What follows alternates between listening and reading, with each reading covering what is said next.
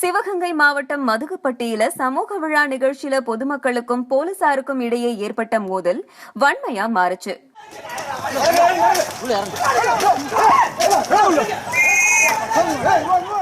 Police தடியடி மற்றும் துப்பாக்கி சூடு நடத்தினதால அந்த கிராமம் பெரும் பரபரப்போட காணப்பட்டுச்சு. சிவகங்கை மாவட்டம் மதகுப்பட்டி கீழ்த்தெருவுல முத்திரையர் சதய விழா அந்த சமுதாய மக்களால கொண்டாடப்பட்டிருக்கு.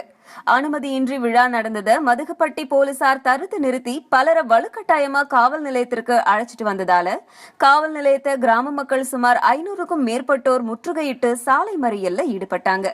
அப்போ கல்வீச்சு சம்பவத்துல ஈடுபட்டதால போலீஸ் தடியடியும் பதட்டமான சூழ்நிலை ஏற்பட்டதால 3 முறை கண்ணீர் புகையோட துப்பாக்கிச் சூடும் நடத்தப்பட்டது. போராட்டக்காரர்கள் திடீர்னு அவங்க அந்த வழியா வந்த பஸ் கண்ணாடிகளை உடைச்சு கலவரத்துல ஈடுபட்டாங்க. இதுல பல போலீசாருக்கு மண்டை உடைந்து ரத்தம் கொட்டுச்சு. சொந்த மாவட்டம் சார், நாங்க மதகுவெட்டி கீழத்தெரு. நாங்க இதுல கொண்டாடினதுல இருந்தே முத்திரையர் நாங்க வச்சு கும்பிட்டுக்கிட்டே இருக்கிறோம்.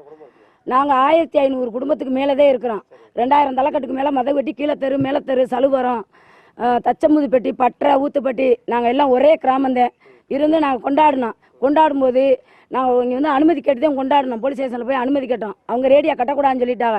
நாங்கள் கட்டலை, நாங்கள் சிம்பிளாக கொண்டாடுறோம்னு சொன்னோம். சிம்பிளாக கொண்டாடிக்கிட்டு இருக்கும்போது அங்கேருந்து செந்தூர பாண்டியனுங்கிறவர் எங்கள் ஊரில் எஸ்ஐயா இருக்காரு. அவர் என்னடா விசிறி எப்படா கொண்டாடுவீங்கன்னு கேட்டார். நாங்கள் எப்போதும் வழக்கம் போல தான் இங்கே கொண்டாடுறோம், நாங்கள் அதிகமான பட்சமாக நாங்கள் கொண்டாடலை அப்படின்னு நாங்கள் சொன்னோம்.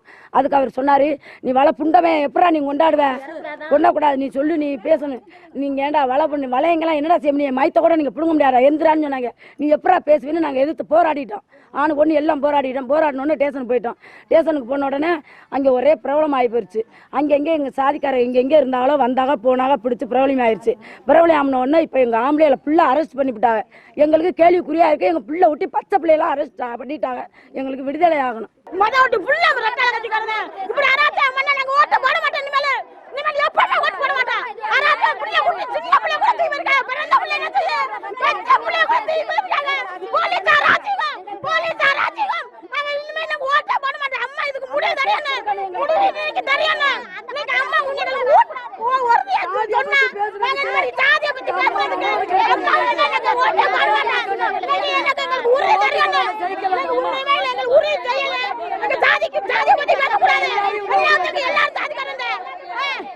எல்லாரும்